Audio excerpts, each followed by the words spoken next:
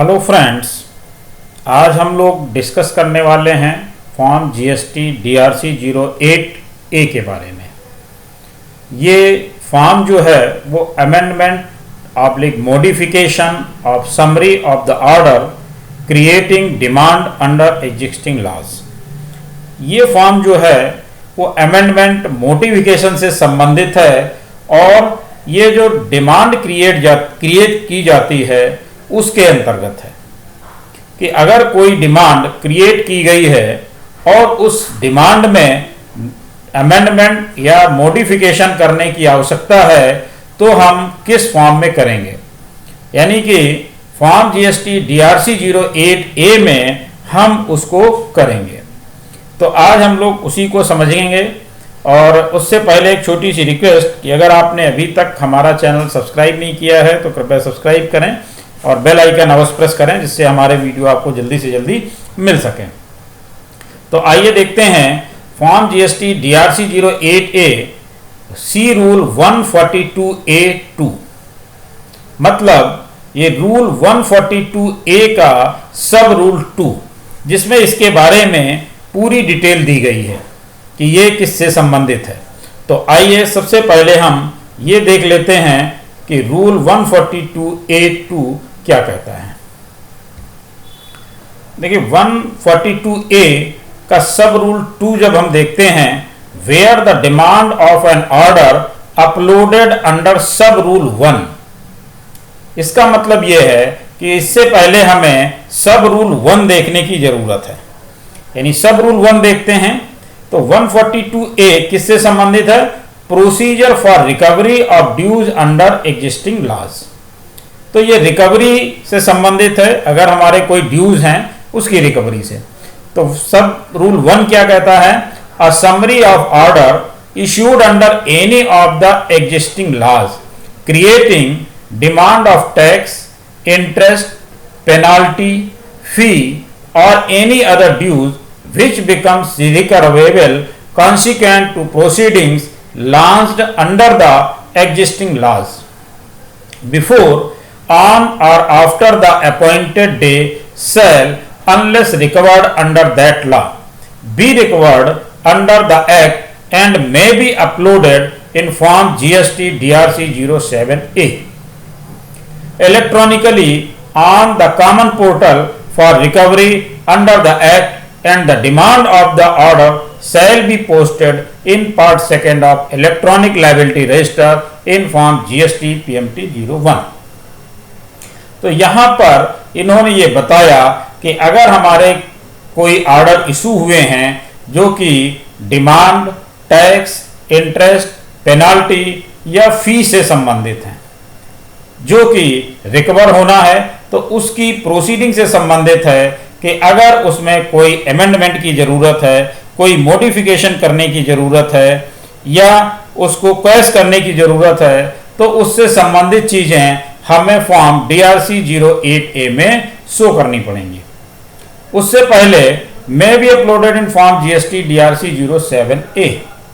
अगर हम कुछ भी अमेंड कर रहे हैं तो उससे संबंधित पहले हमें DRC 07A में भी देना पड़ेगा और हमें GST PMT 01A में भी देना पड़ेगा। क्यों? GST का जो PMT 01 फॉर्म है उसके पार्ट 2nd में, जो कि इलेक्ट्रॉनिक लायबिलिटी रजिस्टर है, उसके पार्ट 2nd में ये लायबिलिटी शो की जाती है। तो जब ये लायबिलिटी शो की जाती है तो वहां पर अगर हम कोई अमेंडमेंट कर रहे हैं, कोई अमेंडमेंट आया है, अगर हम रिड्यूस कर रहे हैं या एक्सीड कर रहे हैं तो वो हमें लायबिलिटी रजिस्टर में भी शो करनी पड़ेगी। तो ये इससे संबंधित था। अब इसका सब रूल 2 देखते हैं। Where the demand of an order uploaded under sub rule 1 is rectified. जो सब रूल 1 में जो ऑर्डर था वो जब हम रेक्टिफाई करेंगे और मॉडिफाइड और क्वेश्ड इन एनी प्रोसीडिंग्स। कौन कौन सी प्रोसीडिंग्स में देखेंगे? इंक्लूडिंग इन अपील, रिव्यू और रिवीजन और the recovery is made under the existing laws. A summary thereof shall be uploaded on the common portal in form GST DRC 08A and part second of electronic liability register in form GST PMT 01 shall be updated accordingly. तो जैसा कि आपने देखा कि rule 142A के सब rule 1 में बताया गया कि अगर हमारे ऊपर कोई डिमांड है उससे संबंधित अगर हमें मॉडिफिकेशन और क्वेस्ट करना है, मॉडिफिकेशन करना, रेक्टिफाई करना है, तो हम सब रूल 2 के हिसाब से करेंगे। और सब रूल 2 क्या कहता है कि हमें वो चीज़ें फॉर्म GST DRC 08A में शो करनी पड़ेंगी, रेक्टिफाई करना पड़ेगा, मॉडिफाई करना पड़ेगा या क्वेस्ट करना पड़ेगा। उसी के साथ ही साथ उसका इम्पैक्ट जो हमारे फॉर्म GST PMT 01 पे पड़ने वाला है, यानी कि जब हमारे पास ऑर्डर आया 142A के सब रूल 1 के हिसाब से, तो जब हम सब रूल 2 में जाएंगे तो हमने जो वहां पर दर्ज किया है, जो भी लायबिलिटी दर्ज की है, उसमें अमेंडमेंट आ जाएगा। तो हमें DRC 08A के साथ साथ PMT 01 में भी अकॉर्डिंगली उसको अपडेट करना पड़ेगा। तो यहां पर इन्होंने ये बताया कि जब हम कोई भी डिमांड, कोई भी रिकवरी रेक्टिफाई करेंगे या मॉडिफाई करेंगे तो उसे हम DRC 08A में शो करेंगे और साथ ही साथ PMT 01 में भी उसको रेक्टिफाई करेंगे। तो ये तो बात हो गई हमारी सेक्शन की। अब हम आ जाते हैं फॉर्म DRC 08A में। हमारा फॉर्म GST DRC 08A क्या कहता है? Amendment modification of summary of the order creating demand under existing law. अब ये है हमारा form part A, basic details है जिसमें कि GST number, legal name, trade name, reference number, vide which demand uploaded in form GST DRC 07A, उसकी detail दी जाएगी। Date of form GST DRC 07A vide which demand uploaded. इसके बाद government authority who pass the order creating the demand, उसके state, UT, centre जो भी है उसका दिया जाएगा। और registration number, jurisdiction under earlier law, act under which demand has been created, tax period of which demand has been created, order number, original, order date, original, latest order number, latest order date, date of service of the order, name of the officer who has pass the order, optional. अब इसके बाद हमें आगे तक देखने की जरूरत है क्योंकि इसमें महत्वपूर्ण चीजें अभी नीचे हैं। Designation of the officer who has pass the order, whether demand is stayed, yes और नो यहाँ पर देना है, डेट ऑफ स्टे ऑर्डर को देना है, पीरियड ऑफ स्टे देना है, रीजन फॉर अपडेशन देना है। अब यहाँ पर पार्ट बी में आते हैं, ये बहुत ही महत्वपूर्ण है, डिमांड डिटेल्स। यहाँ पर आपको डिमांड डिटेल्स मिलेगी। कैसे होगी?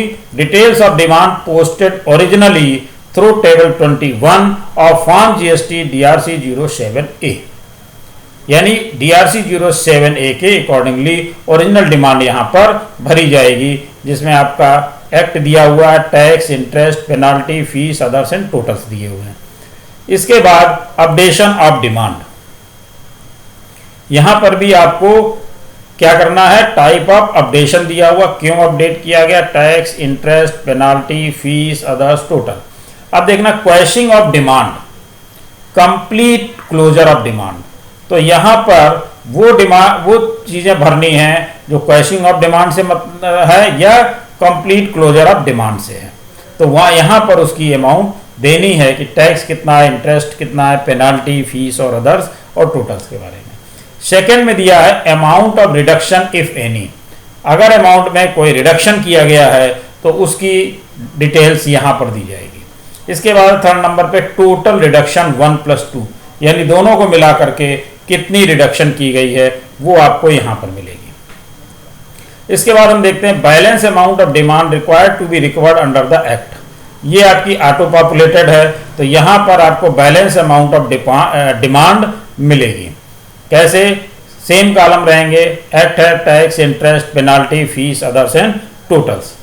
इसके बाद देखते हैं सिग्नेचर, नेम, डेजिग्नेशन, ज्यूरिडिक्शन। इसके बाद 2 में पार्टी का GST नंबर, नेम, एड्रेस और कॉपी टू। नोट में नोट जरूर ध्यान से देखेंगे, reduction includes payment made under existing laws, if the demand of tax is to be increased then a fresh demand may be created under form GST DRC 07A, यानी कि एक fresh demand GST DRC 07A में फिर से generate की जाएगी।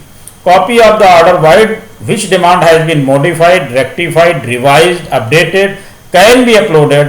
Payment documents can also be attached. Third number पे amount recovered under the act including adjustment made of refund claim will be automatically updated in the liability register.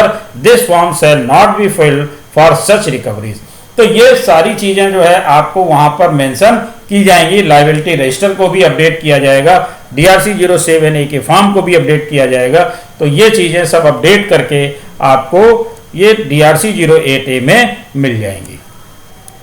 तो ये था आपका फॉर्म GST DRC 08A जो कि बहुत ही महत्वपूर्ण है और इसमें हमें डिमांड डिटेल्स को बड़े ध्यान से देखने की जरूरत है, क्योंकि इसमें सारी डिटेल्स आपको यहीं पर मिलने वाली है और वो सारी डिटेल्स आपकी PMT 01 में भी जाएगी। धन्यवाद।